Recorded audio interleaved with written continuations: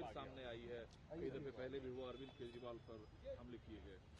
देखो साहब, ये हमले की तो हम निंदा करते हैं, किसी भी तरीके की हिंसा निंदा करते हैं। हमारे लोकतंत्र में, हमारे प्रजातंत्र में हिंसा की कोई। रज्जो, तू यहाँ? तू आज काम पे भी नहीं आई? आज मन्नू की स्कूल की बस लग गई है ना, इसलिए इसको छोड़ने आई थी। स्कूल की बस?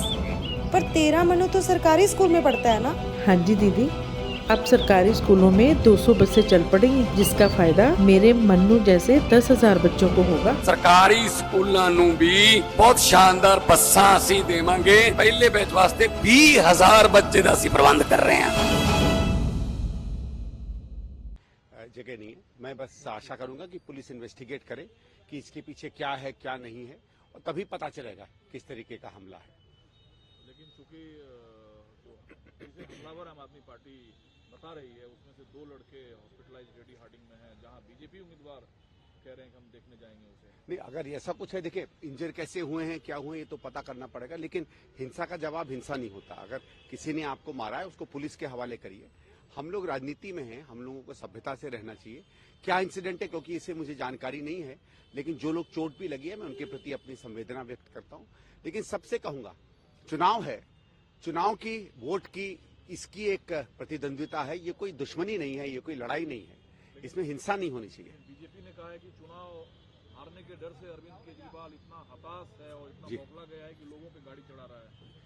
देखिए साहब, ये मैं नहीं कह सकता कि वो गाड़ी चढ़ा रहे हैं। क्या, मुझे लगता है ये नहीं करना चाहिए। हाँ, कभी कभी लोग ये कहते हैं, क्योंकि कई बार जो है केजरीवाल साहब ने कुछ कई तरीके के हथकंडे अपनाए हैं। उनकी दिक्कत क्या होती है, हमने कई बार ये कहा था कि जिस तरीके के वो हथकंडे अपनाते हैं, उनकी क्रेडिबिलिटी कभी कभी नहीं रहती है। लेकिन देखिए, ये हिंसा की बात है, किसी पे भी हमला निंदनीय है और ये हमला नहीं होना चाहिए।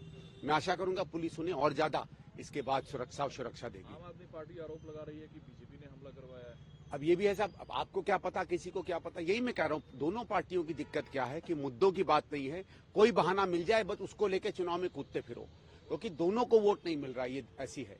हम तो सभ्यता से चुनाव लड़ते हैं, सभ्यता से बात करेंगे।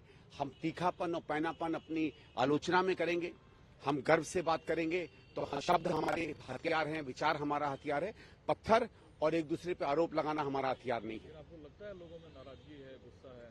नहीं, नाराजगी है, गुस्सा है, लेकिन लोकतंत्र में नाराजगी और गुस्से का हथियार अगर पत्थर बने, नाराजगी है आपके पास, बहुत ज्यादा मैं नहीं देखा है लोगों में नाराजगी है, और नाराजगी निकलेगी तो जब आप बटन दबाएंगे वोट पे तब निकलेगी, लेकिन उसका हिंसे में नहीं कोई भी रूप होना चाहिए। इस एक दशक को छोड़ दें तो आपको दिल्ली के राजनीतिक इतिहास में इस तरह की तस्वीरें कुछ याद आती है? नहीं, बिल्कुल नहीं। देखिए, मैं आपको याद होगा उस समय जब आतिशी जी पर कुछ बदजबानी की गई थी, तब भी मैंने कहा था कि 2011, 12, 13 में जिस तरीके के संस्कृति को आम आदमी पार्टी ने सम्मान दिया, लोगों को गाली देना, जब शीला जी पे तब चप्पल फेंकी थी, तब किसी के हाथ चप्पल की जगह पत्थर भी उठ सकता था। तब तो आपको ये सब संस्कृति और संस्कार बहुत अच्छे लगते थे। आप तो सड़क पे कहते थे कि मेरा नेता चोर है, नेता को लटका देना चाहिए। निर्भय कांड में जब मैं स्वयं गया था लोगों से मिलने, तो एक तरीके से ऑलमोस्ट गाड़ी के अंदर हमें जला दिया था, पुलिस नहीं होती, हम लोग बाहर नहीं निकल पाते, और सामने ये लोग सब खड़े हुए थे। खुद तो जब आपका मन करता है आप जैसी चाहो हिंसा कर देते हो। याद कर रखिए कि जब आप सार्वजनिक पटल पर एक